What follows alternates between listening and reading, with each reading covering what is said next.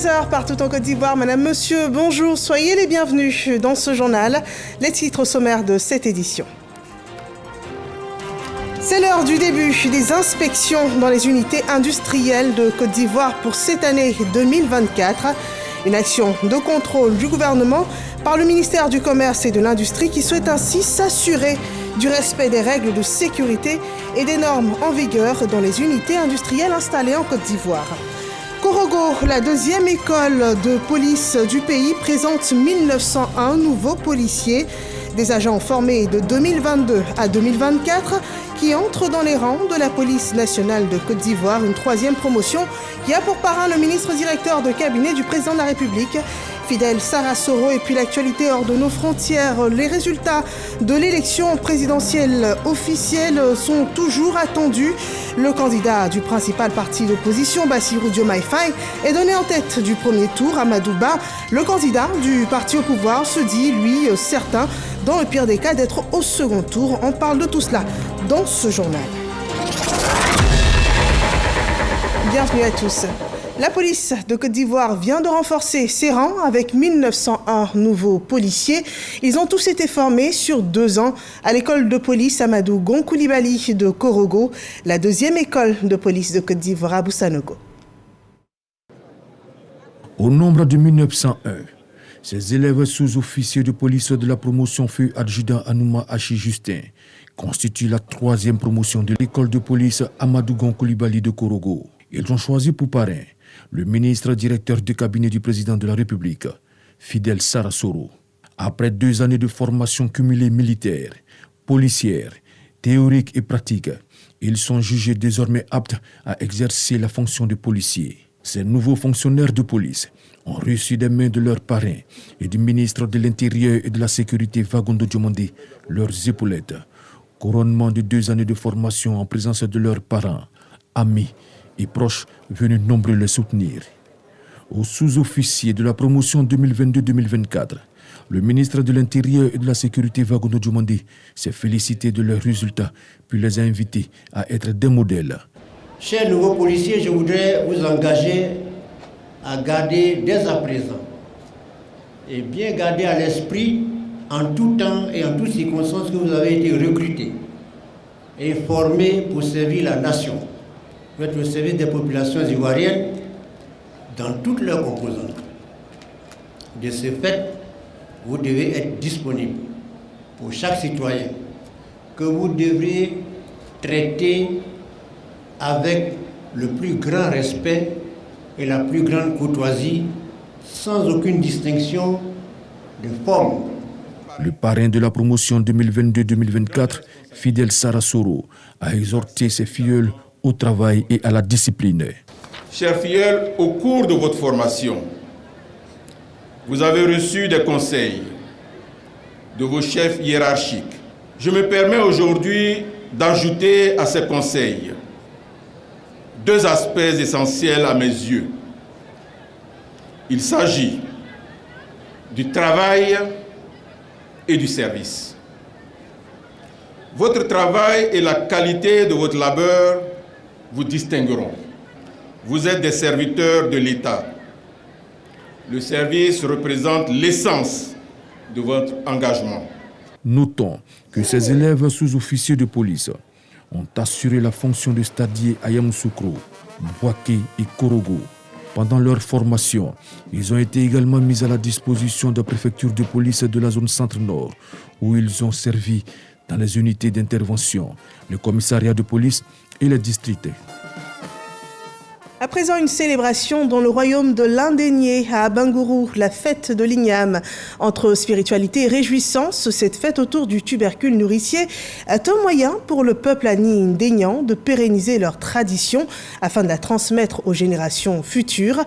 Toutes ces connotations en font un événement hautement culturel auquel des membres du gouvernement n'ont pas manqué de participer aux côtés du docteur Eugène Akaawele, le président du Conseil économique, social et culturel, parrain de la cérémonie. Le reportage d'Hermaniamia.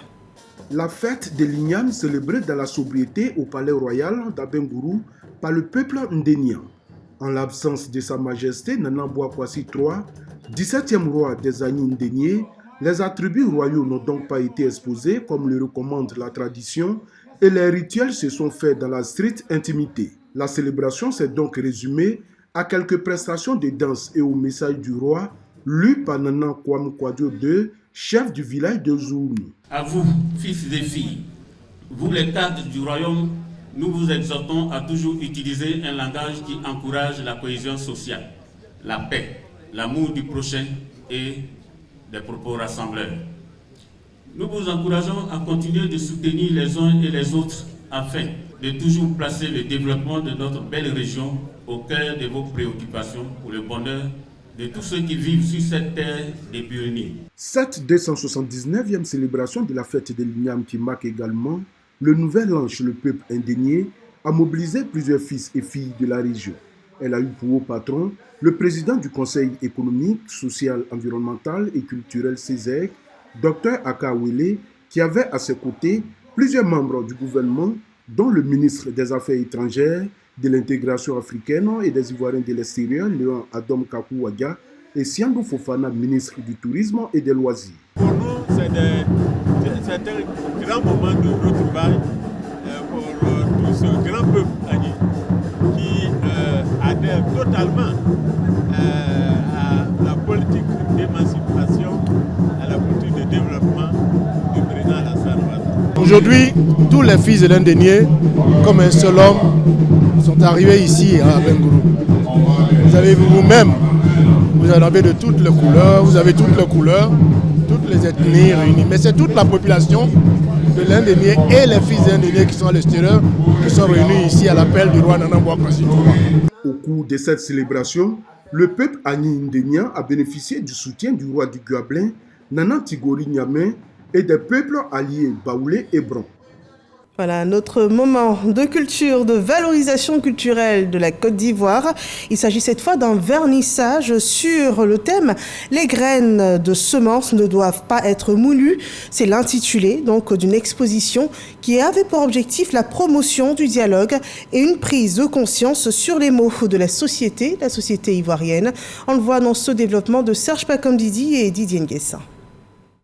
Cette trentaine d'œuvres d'art exposées sont des réalisations de Assou Krouaké, jeune artiste peintre, confectionnées à partir de matières telles que le bois, notamment le contreplaqué. Ces œuvres expriment le pouvoir, la domination religieuse, la conquête. Mon art, je le vois comme un récit de guérison, mais un récit qui n'est pas là pour guérir, mais un récit qui est là pour révéler les maux de la société sur une béance de notre société. C'est un travail de gravure, de sculpture, d'installation qui est assez original. Il y a une vraie force dans son œuvre. Cette première exposition personnelle de l'artiste réunit les amateurs passionnés et professionnels d'art autour de plusieurs personnalités, dont la ministre de la Culture et de la Francophonie, tous captivés par ses œuvres. Moi, ce qui me plaît beaucoup, c'est la technique du gratté. Après, il nous a raconté l'historique, ça venait de son grand-père métis, qu'on appelait à l'époque les pots grattés. Donc j'ai beaucoup aimé la manière dont il utilise finalement une histoire familiale pour en faire une technique artistique. La Côte d'Ivoire est une place aujourd'hui qui devient de plus en plus connue, voire maintenant, et je l'espère, incontournable du point de vue exposition, par sa diversité, par sa capacité à promouvoir des talents, comme c'est le cas de ce jeune homme. Assou Krouaké grandit dans un univers d'art. Déjà tout petit, il démarre cette passion pour l'art par des dessins tirés de planches anatomiques contenus dans des encyclopédies de médecine. Après son baccalauréat obtenu, le jeune Assou Krouaké part poursuivre ses études en France en histoire de l'art, en archéologie et design. Et voilà un travail de vernissage qui présente bien la force culturelle de l'artiste Assou Krouaké. Ce troisième mois de l'année 2024 sonne le début des inspections dans les unités industrielles pour 2024. Le gouvernement souhaite ainsi s'assurer du respect des règles de sécurité et des normes en vigueur. Dangui rapporte les enjeux de ces contrôles. Incendie, explosion ou accident dans les unités industrielles, avec parfois des pertes en vie humaine. Le gouvernement veut endiguer le phénomène tout en veillant à la qualité des produits industriels en circulation sur le marché. Ce sont là, entre autres, les objectifs que poursuivent les activités d'inspection et de contrôle dans les unités industrielles qui a commencé à la zone industrielle de Yopougon. Le lancement officiel de cette inspection et contrôle dans les unités industrielles au titre de l'année 2024 a eu lieu ce vendredi en présence du directeur général de l'industrie qui a souligné les enjeux de cette campagne. Nous avons noté dans ces derniers temps de nombreux cas de sinistres dans les entreprises industrielles. Nous assistons à des incendies, à des effondrements dans les entreprises industrielles avec malheureusement souvent des pertes de l'outil de production et même des pertes en vies humaines. C'est donc pour adresser ces différentes problématiques liées à la qualité et à la sécurité dans les entreprises industrielles que le gouvernement a fait adopter la loi relative à la promotion de la qualité et de la normalisation. À la question de savoir si les produits industriels en circulation sur le marché ivoirien sont de bonne qualité, le directeur de l'industrie se veut rassurant. Nous pouvons dire globalement la qualité des produits industriels est satisfaisante. Néanmoins, il y a encore des cas de non-qualité que nous constatons sur le terrain et c'est ce qui justifie que nous puissions davantage sensibiliser les entreprises, mais surtout mettre un point d'honneur sur les actions de contrôle. La campagne d'inspection et de contrôle dans les unités industrielles a commencé et se poursuit sur toute l'étendue du territoire national. Sécurité des biens et des personnes et la qualité des produits industriels oblige. Par l'agriculture à présent, l'avenir des sociétés coopératives préoccupe les acteurs du secteur de l'EVA. Dans le pays, ils sont près de 180 000 producteurs à vivre directement de cette spéculation. Et comme solution pour la viabilité et la durabilité des coopératives, ils ont vu la mise en place d'un fonds de garantie. Léon Brou. La Côte d'Ivoire, premier producteur africain et troisième mondial de caoutchouc naturel avec 1 600 000 tonnes en 2023 et 338 francs CFA le kilogramme marchand du produit en ce moment. Les facilités fiscales accordées par l'État aux entreprises en passe de juguler la crise du caoutchouc. Reste cependant la question du financement des coopératives, toujours selon les acteurs de la filière EVA. Dans d'autres filières, par exemple, sur le prix de commercialisation, le prix de vente, il y a une ristourne. Par exemple, dans la filière cacao, mais au niveau de l'EVA, il n'y a pas du tout. Donc, il n'y a pas vraiment dans le mécanisme de financement quelque chose qui est prévu pour les sociétés coopératives. Donc, nous allons retrouver un mécanisme pour que les vraies coopératives puissent bénéficier d'un financement de la part donc, de la filière et pourquoi pas même de l'État. Nous pensons plus à un fonds de garantie qui permet de sécuriser tout le monde et d'être efficace. Potentiellement membres de ce fonds de garantie, les sociétés coopératives formelles au scanner donc, l'organisation et la structuration des 247 coopératives identifiées, la tutelle garantit le soutien du gouvernement au regard de la place de la filière EVA dans l'économie. Les menaces qui pèsent sur les sociétés coopératives dans la filière EVA vont de la volatilité des prix sur le marché mondial aux défis liés à la gestion des ressources naturelles en passant par les contraintes réglementaires et les pressions concurrentielles. Ces défis ne sont pas à sous-estimer, mais ils peuvent aussi être des opportunités pour repenser nos modèles économiques et renforcer la durabilité de nos entreprises. Il va financer, entre autres, les fonds de tasse et les investissements pour la viabilité et la durabilité des sociétés coopératives. Ce fonds de garantie de la filière EVA complète, une fois mis en place, les solutions de l'État prévues au plan national d'investissement agricole et à la loi d'orientation agricole pour la maîtrise de la crise du caoutchouc. En avril 2024, il faudra compter avec intelligence artificielle, avec le 4e forum Cyber Africa Forum qui est attendu les 15 et 16 avril prochains. La plateforme d'affaires de référence sur les enjeux de sécurité et de confiance numérique en Afrique. Constant Kokora et Jean-Marc Djadji nous parlent des grands enjeux de ce rendez-vous. Les 15 et 16 avril 2024, les acteurs de la cybersécurité et de la confiance numérique en Afrique vont se réunir à Abidjan pour la 4e édition du Cyber Africa Forum. Placé autour du thème « Risques cybernétiques et intelligence artificielle, enjeux et opportunités pour l'Afrique », cette édition se veut être le lien entre cybersécurité et intelligence artificielle en mettant en lumière à la fois les opportunités qu'elle offre et les menaces qu'elle pose. Les objectifs de cette édition sont tout d'abord de rassembler les acteurs publics et privés clés autour de la problématique de l'intelligence artificielle qui prend une place de plus en plus importante et prépondérante dans nos vies quotidiennes, de pouvoir justement discuter de quelles sont les solutions, quelles sont les stratégies que l'on peut mettre en place dans ce domaine. Selon Franck Kié, il est essentiel de pouvoir jeter les bases d'un cadre de concertation et d'action pour l'innovation technologique en Afrique et dans le monde. Plateforme de rencontres et de réseautage, le Cyber Africa Forum apparaît comme un événement essentiel et prépondérant pour les acteurs du secteur. Le Cyber Africa Forum, c'est une très belle initiative pour l'Afrique. Ça fait partie des événements qui permettent de sensibiliser, que ce soit les entreprises ou le grand public. Et nous participons à ces types d'événements-là pour faire en sorte de partager le message du cyber. Initié en 2021, le Cyber Africa Forum se positionne déjà comme un événement de référence en matière de cybersécurité, de confiance numérique et de transformation digitale en Afrique.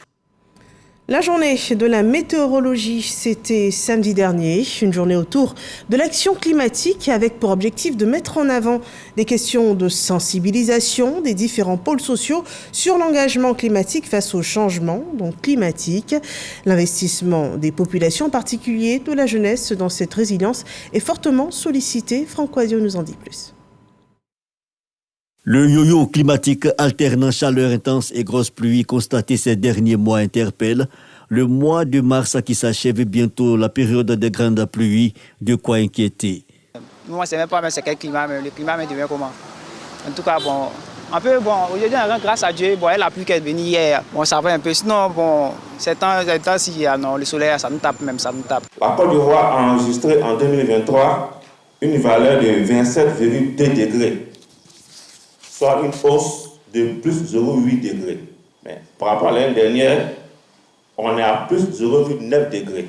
Mais depuis 3 mois, on enregistre des records de température allant de 36 à 39 degrés, c'est-à-dire plus 4 ou 5 degrés par rapport à la moyenne qui est de 35-34 degrés.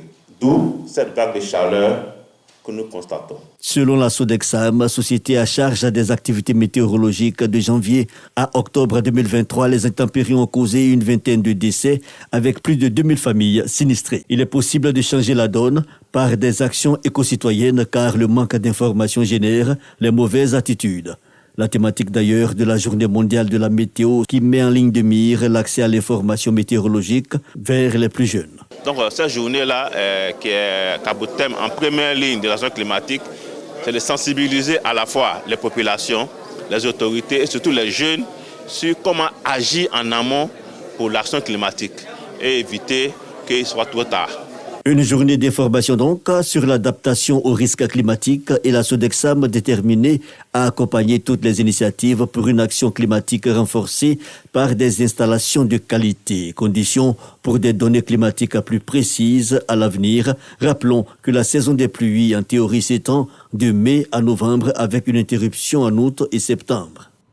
Et avec ces changements observés sur le climat, les actions vertes s'imposent et dans nos villes, un exemple de développement écologique s'exprime par le département de Jacquesville qui verra bientôt naître la nouvelle ville écologique et durable d'Adoukro.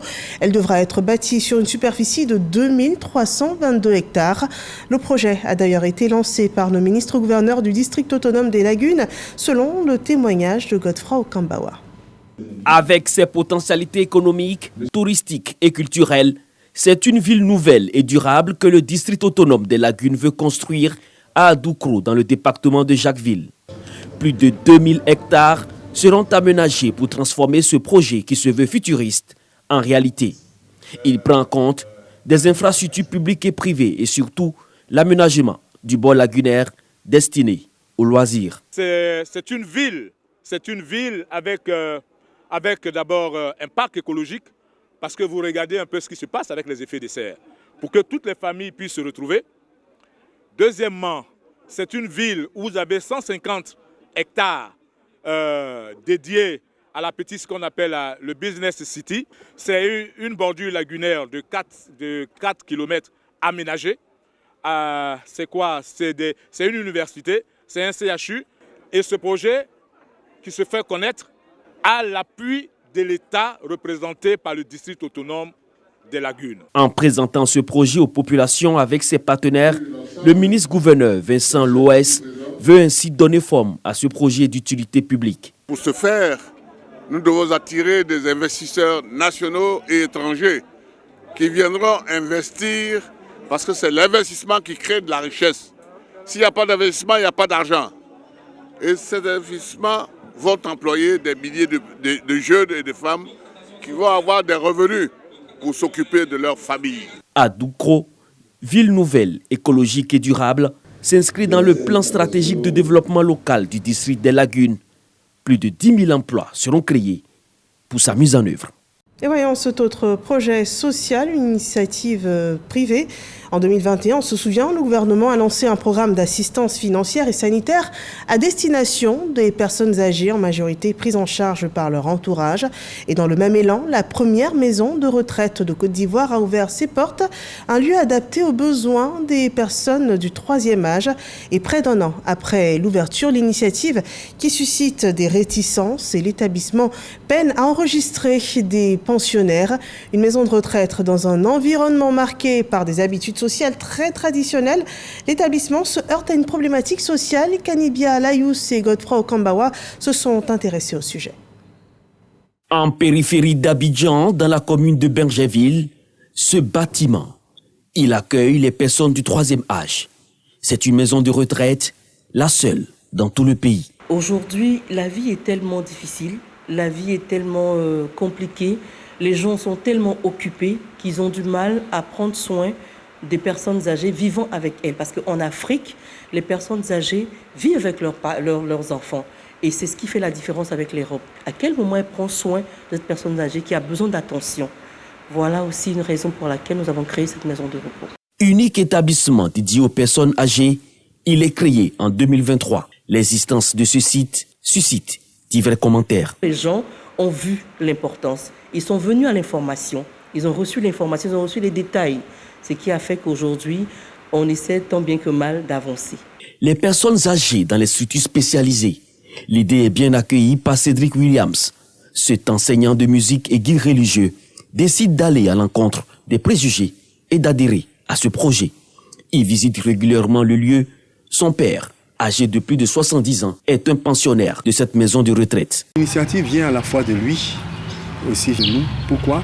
Parce que vu son âge maintenant, 3e âge, et vu l'état de sa santé, il était bon qu'on puisse trouver des bons assistants au niveau médical, au niveau social, et qui allaient, n'est-ce pas, le prendre en charge. On n'a pas vraiment cette culture, mais je pense que pour certains, ils ont vraiment besoin d'assistants, vu qu'il existe aussi des enfants qui sont tellement pris et qui n'ont pas le temps de vraiment venir à tout temps pour voir leurs parents.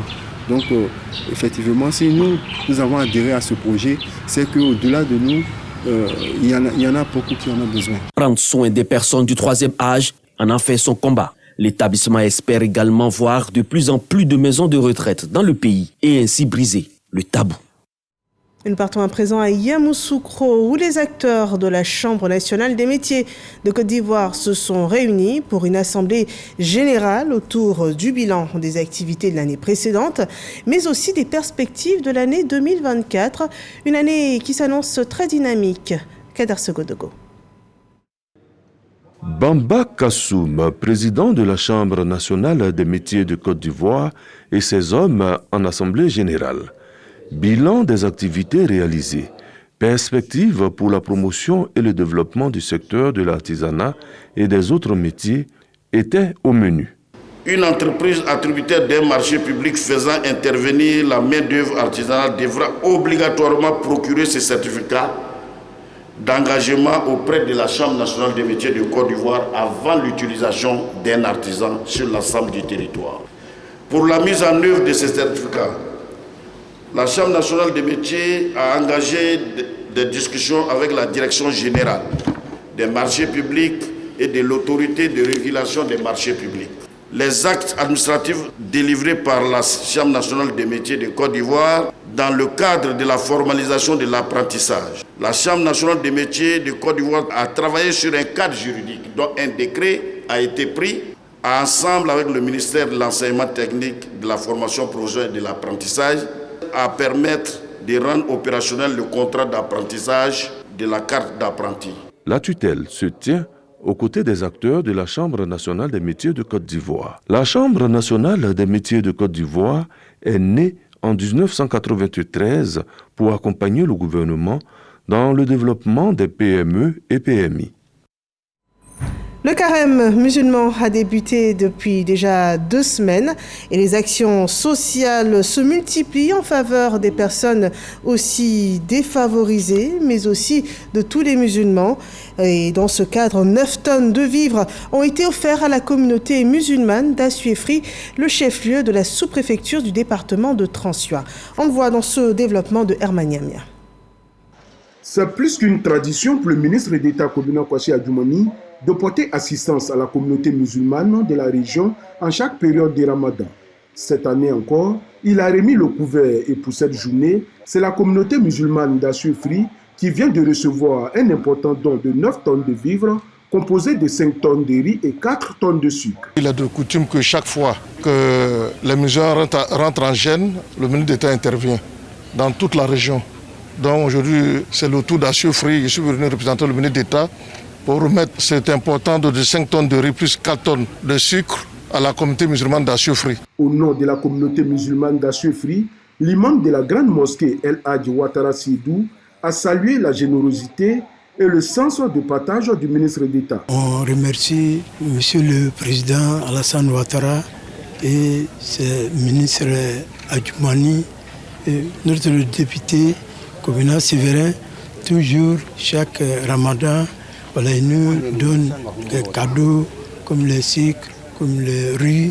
Voilà, on nous félicite. Les fidèles musulmans ont profité de l'occasion pour faire des prières et bénédictions pour le président Alassane Ouattara, pour le ministre d'État Kobina Kwasi Adjoumani, pour la paix et la stabilité en Côte d'Ivoire, ainsi que pour le maire Yeboah Kouabena Sévérin.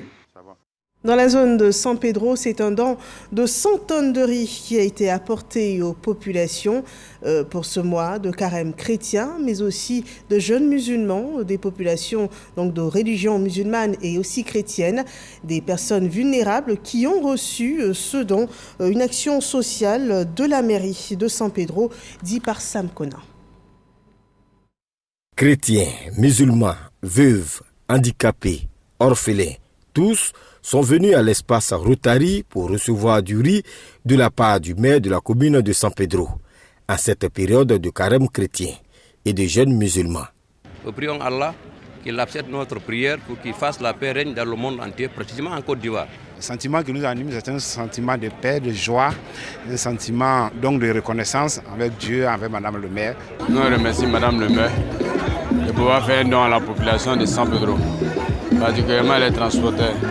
Pour la donatrice Cissé Nakariga, maire de la commune de San Pedro, c'est tout simplement un moment de partage.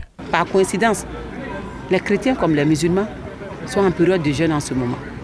C'est dans cet esprit de solidarité que le président a créé. C'est au nom de son Excellence Alassane Ouattara que nous remettons des 100 tonnes de riz. Le ministre-gouverneur Philippe Légré a salué ce geste de générosité qui traduit la vision du chef de l'État Alassane Ouattara. Vous savez qu'il va devenir comme là, on connaît. C'est ça. Vous n'avez pas eu tort. Le président Ouattara ne va pas vous décevoir. Il ne va pas vous décevoir. Ce sont 100 tonnes de riz mobilisées par la première magistrate de la commune pour ses administrés, mais aussi pour les populations des communes de Grabo, de Grand-Béribi et de Sassandra. L'actualité hors de nos frontières sur l'élection présidentielle du Sénégal qui s'est tenue ce week-end. Les résultats officiels sont attendus. Les premières estimations ont donné une large avance à Bassirou Diomaye Faye, 44 ans, et candidat de la rupture, bras droit du populaire opposant Ousmane Sonko.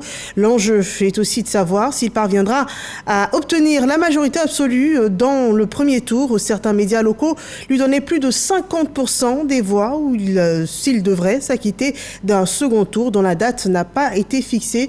Un second tour où il pourrait bien rencontrer Amadou Ba, l'ex-premier ministre dauphin du président sortant Macky Sall. Notez aussi que ces images ont été rapportées par notre envoyé spécial à Dakar pour ces élections, Sidonie Davila. Et voilà qui met un terme à cette édition d'information que j'ai pris plaisir à vous présenter. Merci de nous avoir suivis. Excellent après-midi sur RTI 1.